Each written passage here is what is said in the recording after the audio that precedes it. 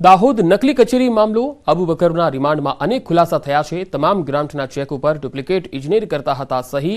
Narottam Lalji Parmar duplicate ઇજનેર બનીને કરતો હતો સહી। દાહોદ પોલીસે નરોત્તમ પરમારની અમદાવાદથી ધરપકડ કરી લીધી છે।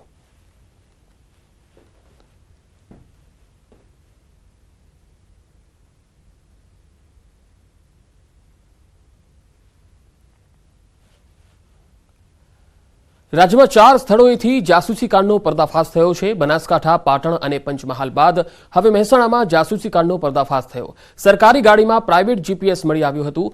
ખનીજ વિભાગની ગાડી સર્વિસમાં જતા આ ઘટના સામે આવી। વોટ્સએપ ગ્રુપ બનાવી તેમાં અધિકારીઓના લોકેશન શેર થતા હતા। રાજ્યવ્યાપી સરકારી અધિકારીઓની જાસૂસી થતી હોવાનો પર્દાફાશ થયો।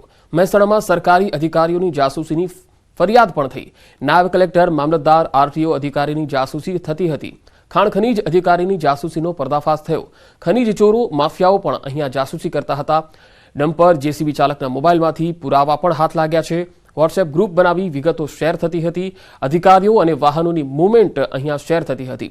અધિકારીઓની રેકી કરીને ગ્રુપમાં માહિતી આપવામાં આવતી હતી। ગાડીના ફોટા, નંબર અને લોકેશન ગ્રુપમાંથી મળી આવ્યા। અમદાવાદમાં જૂથ અથડામણના સીસીટીવી સામે આવ્યા। 20મી ડિસેમ્બરે રામોલમાં આ બનાવ બન્યો। 2 જૂથ વચ્ચે મારામારી થઈ હતી। લાકડીઓ, સામસામે પથ્થરબાજી થઈ હતી। બાઇકની ટક્કર જેવી સામાન્ય બાબતમાં આ જૂથ અથડામણ થઈ। રામોલ પોલીસ મથકે સામસામી ફરિયાદ થઈ હતી।